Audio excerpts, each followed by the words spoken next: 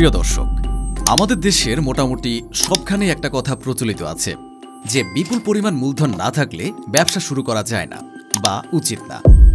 কিন্তু আপনাকে যদি বলা হয় আমাদের দেশেই এমন একটা ব্যবসা প্রতিষ্ঠান আছে যেটা শুরু হয়েছিল একজন ব্যক্তির শুধুমাত্র পেনশনের টাকা দিয়ে, আর বর্তমানে যেটার কিনা বাৎসরিক আয় 500 মিলিয়ন মার্কিন ডলারও ছাড়িয়েছে। শুধু তাই নয়, আপনি দেশের যে জেলাতেই যান না কেন কিংবা যে অঞ্চলে যান না কেন, আপনি সে প্রতিষ্ঠানের কোনো না কোনো পণ্য সেখানে পেয়ে যাবেন। এমনকি দেশের প্রত্যন্ত গ্রাম অঞ্চলে গেলেও সেই প্রতিষ্ঠানের পণ্যের দেখা মিলবে। জি প্রিয় দর্শক, আপনাদের মধ্যে কেউ কেউ হয়তো ইতোমধ্যেই আঁচ করতে পেরেছেন। আমাদের আজকের ভিডিওটি দেশের সর্বপ্রথম মাল্টিন্যাশনাল কোম্পানি ট্রান আর আরএফএল লিমিটেড কোম্পানিকে নিয়ে। ঠিক কিভাবে এই প্রতিষ্ঠানটি যাত্রা শুরু করে, কিভাবে দেশের গণ্ডি পেরিয়ে প্রতিষ্ঠান পৌঁছে যায় বিশ্বের আরও প্রায় 145টি দেশে, এসবই আমরা জানব আজকের এই ভিডিওতে। তাহলে চলুন ভিডিওটি শুরু করা যাক। ট্রান আর আরএফএল এর প্রতিষ্ঠাতা হলেন জনাব আমজাদ খান চৌধুরী, যিনি কিনা তার পেনশনের টাকা আর স্ত্রীর পৈতৃক সূত্রে পাওয়া কিছু জমিজমা দিয়েই ট্রান আর আরএফএল এর প্রতিষ্ঠা করেন। আমজাদ খান চৌধুরী ছিলেন একজন অবসরপ্রাপ্ত মেজর জেনারেল। স্বাধীনতার পরবর্তী সময়গুলোতে দেশের অর্থনীতিকে এগিয়ে নিতে হাতে গোনা যে কজন মানুষ সবথেকে বেশি ভূমিকা পালন করেছেন, আমজাদ খান চৌধুরী তাদের একজন। আমজাদ খান চৌধুরী জন্মগ্রহণ করেন নাটোর জেলাতে 1939 সালের 10ই নভেম্বর। ঢাকার নবকুমার ইনস্টিটিউট থেকে তার শিক্ষাজীবন শুরু হয়। এরপর তিনি পাকিস্তান মিলিটারি একাডেমি আর অস্ট্রেলিয়ান স্টাফ কলেজ থেকে স্নাতক ডিগ্রি লাভ করেন। আমজাদ খান চৌধুরী তার কর্মজীবন শুরু করেন 1956 সালে পাকিস্তান সেনাবাহিনীতে যোগদানের মধ্য দিয়ে। এরপর মুক্তিযুদ্ধের মধ্য দিয়ে দেশ স্বাধীনতা লাভ করলে তিনি 1973 সালে বাংলাদেশ সেনাবাহিনীতে যোগ দেন। এরপর পালাক্রমে তিনি বগুড়া ক্যান্টনমেন্ট আর রংপুর ক্যান্টনমেন্টে দায়িত্ব পালন করেন। মূলত এই সময়টাতেই তিনি উত্তরবঙ্গের কৃষকদের দুর্দশা নিজের চোখে দেখতে পান। খরা আর সেচের পানির অভাবে যে রংপুর সহ দেশের উত্তরবঙ্গের কৃষিখাত ব্যাপকভাবে ক্ষতিগ্রস্ত হচ্ছিল, এটা তিনি এই সময়টাতেই বুঝতে পারেন। এরপর 1981 সালে মাত্র 42 বছর বয়সে তিনি মেজর জেনারেল হিসাবে আর্মি থেকে অবসর গ্রহণ করেন। কিন্তু অবসর গ্রহণের পর নিজের পেনশনের টাকা দিয়ে তিনি আরামায়েশে দিন পার করতে পারলেও তা তিনি করেননি। নিজের পেনশনের টাকা আর স্ত্রীর পৈতৃক সূত্রে পাওয়া জমি বিক্রি করে আর ব্যাংক থেকে লোন নিয়ে 1981 সালের 17ই মার্চ এ আরএফএল নামের কোম্পানিটি প্রতিষ্ঠা করেন।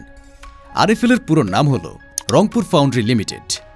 রংপুর অঞ্চলের মানুষের পানির সমস্যা পূরণের জন্য কোম্পানিটি প্রাথমিকভাবে স্বল্প মূল্যে টিউবওয়েল আর কৃষিকাজের জন্য আরএফএল পাম্প নামে সেচ পাম্প বানাতে শুরু করে। সেই সাথে শুরু করে আবাসন ব্যবসা। যদিও পরে আরএফএল আবাসন ব্যবসাটি তিনি আর চলমান রাখেননি। তবে আরএফএল এর এই প্রাথমিক দুটি পণ্য আরএফএল টিউবওয়েল এবং আরএফএল পাম্প অল্প সময়ের মধ্যে রংপুর ছাড়িয়ে গোটা দেশের মধ্যেই ব্যাপক জনপ্রিয়তা অর্জন করে।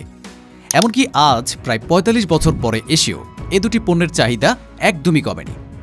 এখনও শহরের বাসাবাড়ি থেকে শুরু করে কৃষিক্ষেত্রে পণ্য দুটির ব্যাপক চাহিদা লক্ষ্য করা যায়। কোম্পানি প্রতিষ্ঠার কিছুদিনের মধ্যেই এর জনপ্রিয়তা দেখে আমজাদ খান নজর দেন সরাসরি কৃষি পণ্য উৎপাদনের দিকে। এর হাত ধরে 1985 সালে প্রতিষ্ঠা করেন ট্রান অ্যাগ্রো লিমিটেড। প্রাথমিকভাবে নরসিংদীতে জমি ইজারা নিয়ে তিনি শুরু করেন কলা, পেঁপে আর রজনীগন্ধার চাষ। এরপর তিনি এগুলো ঢাকায় এনে বিক্রি করা শুরু করলেন। কিন্তু এবার আমজাদ খান চৌধুরী কিছুটা চ্যালেঞ্জের মুখোমুখি হন। তিনি খেয়াল করেন কৃষি পণ্যের দাম আসলে মৌসুমের উপর ব্যাপকভাবে নির্ভর করে। সিজন শেষ হতেই এইসব পণ্যের চাহিদা আর দাম দুটোই বাজেভাবে কমতে শুরু করে।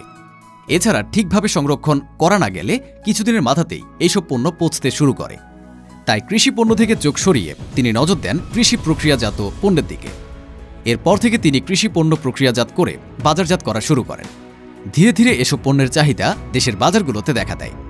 এরই হাত ধরে প্রাণ আনারস প্রক্রিয়াজাত করে সেগুলো বাজারে বিক্রি করা শুরু করে। সে সময় প্রক্রিয়াজাতকৃত আনারসের ব্যাপক একটি চাহিদা ছিল ফ্রান্সে। এই সুযোগকে কাজে লাগিয়েই প্রাণ 1995 সালে প্রথমবারের মতো ফ্রান্সে প্রক্রিয়াজাতকৃত আনারস রপ্তানি করা শুরু করে। সেই থেকেই শুরু। বর্তমানে প্রাণ আরএফএল বিশ্বের প্রায় 145টি দেশে নিজেদের পণ্য রপ্তানি করে থাকে। শুধু তাই নয়, শুরুতে প্রাণ আর আরএফএল কেবল রংপুর আর হবিগঞ্জ কারখানা দিয়ে তাদের যাত্রা শুরু করলেও বর্তমানে দেশের প্রায় 13টা জেলায় তাদের রয়েছে 25টিরও অধিক নিজস্ব কারখানা। এছাড়াও নাটোর, রাজশাহী, বগুড়া, দিনাজপুর, চাঁপাইনবাবগঞ্জ, নওগাঁ, হবিগঞ্জ, সিলেট সহ আরও বেশ কিছু জেলাতে ট্রানের রয়েছে অ্যাগ্রো বিজনেস কন্ট্রাক্ট ফার্মিং। এসব জেলাতে প্রাণ একদম তৃণমূল পর্যায়ে কৃষকদের সাথে সরাসরি কাজ করে থাকে। প্রাণ এসব জেলার কৃষকদের থেকে চুক্তি ভিত্তিতে তাদের কাঁচামাল ক্রয় করে থাকে। বিনিময়ে কৃষকদের নানা রকম কৃষি রিলেটেড সহায়তা, প্রশিক্ষণ এসব বিনামূল্যে দিয়ে থাকে। বাংলাদেশে মোট কমোডিটি পণ্যের বাজারের 65%ই প্রাণের দখলে। সেই সাথে বাজারে একটা কথাও প্রচলিত আছে যে আসলে এমন কোনো পণ্য নেই যেটা প্রাণ তৈরি করে না। প্রাণ আরএফএল এর অধীনে রয়েছে প্রায় 50টির অধিক জনপ্রিয় সব ব্র্যান্ড। এর মধ্যে রয়েছে ভিশন, দুরন্ত বাইসাইকেল, সেরা, royal furniture, good luck, click আর সাইনের মতো জনপ্রিয় সব ব্র্যান্ড। একটি হিসেবে প্রাণ আরএফএল প্রায় 6500টির মতো পণ্য তৈরি করে থাকে। এর মধ্যে প্রাণের 10টা ক্যাটাগরিতে আছে প্রায় 850টি পণ্য, আর আরএফএল এর মধ্যে 15 ক্যাটাগরিতে আছে প্রায় 1500টি পণ্য। তবে 2015 সালের জুলাইয়ে এসে প্রাণ আরএফএল একটা ধাক্কা খায়, কেননা 2015 সালের 8ই জুলাই প্রাণ আরএফএল এর প্রতিষ্ঠাতা আমজাদ খান চৌধুরী মৃত্যুবরণ করেন। এরপরে 2016তে এসে আমজাদ খানের ছোট ছেলে আহসান চৌধুরী খান বাবার প্রাণ আরএফএল এর চেয়ারম্যান আর সিইও হিসাবে নিযুক্ত হন। এরপরই প্রাণ তার পুরনো গতি আবার ফিরে পায়।